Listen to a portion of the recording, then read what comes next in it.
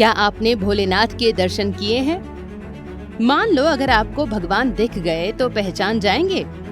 क्या पता आपके पड़ोस में भेष बदलकर भगवान ही रहते हो? क्या आपके घर का काम करने वाला रामू काका ही भगवान का रूप है?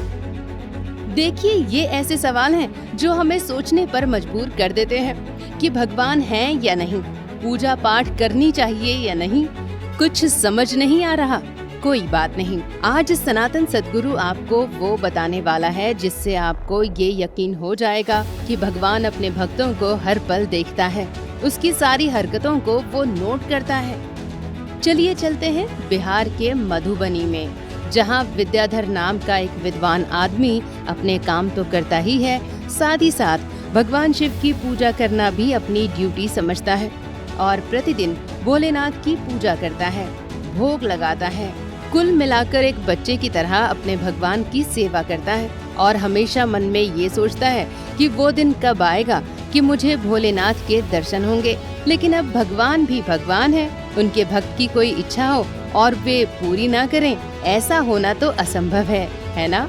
ऐसे ही एक दिन किसी काम से विद्याधर जी जंगल के रास्ते जा रहे थे तो भगवान शिव एक गरीब का भेष बनाते हैं और आ जाते हैं विद्याधर के पास।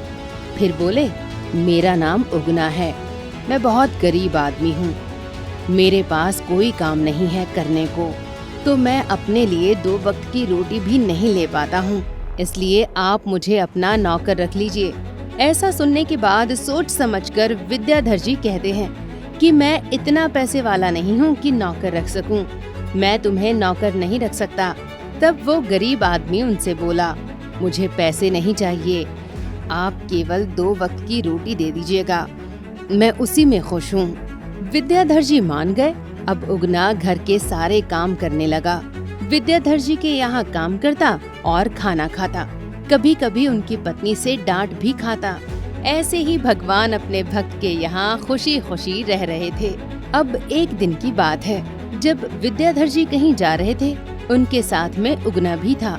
ज्यादा दूर का रास्ता था तो विद्याधर जी को प्यास लगी, लेकिन अब जंगल में पानी कहाँ से मिले, तो उन्होंने उगना से कहा कि जाओ कहीं से पानी का इंतजाम करो, मुझे प्यास लगी है।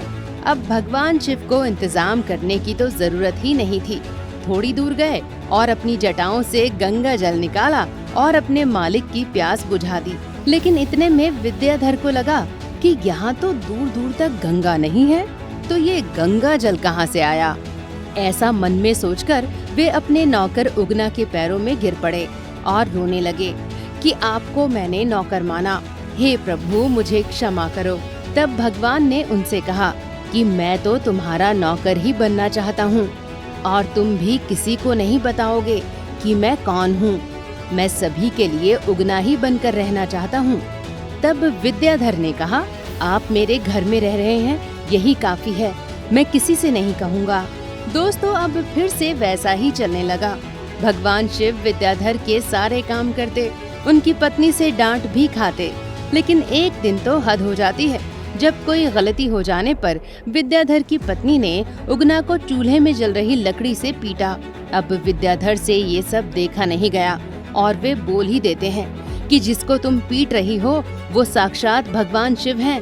बस इतना सुनते ही भगवान अंतर्ध्यान हो जाते हैं और विद्याधर के मानो प्राण ही निकल जाते हैं। उनका एक ही उद्देश्य होता है कि मुझे उगना के दर्शन करने हैं। विद्याधर केवल उगना का ही नाम जपते रहते हैं। फिर एक दिन भगवान उनको दर्शन देते हैं और कहते हैं, अब मैं उगना के रूप में तुम्हारे साथ नहीं रह सकता, लेकिन मैं तुम्हारे यहाँ एक शिवलिंग के रूप में विराजमान रहूंगा, जिसे उग्रनाथ मंदिर के नाम से जाना जाएगा।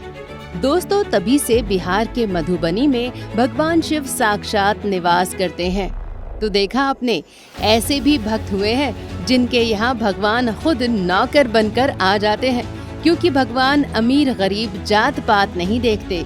जो सच्चा भक्त होता है वे उसे दर्शन जरूर देते हैं और उसकी सारी मनोकामनाएं पूरी करते हैं।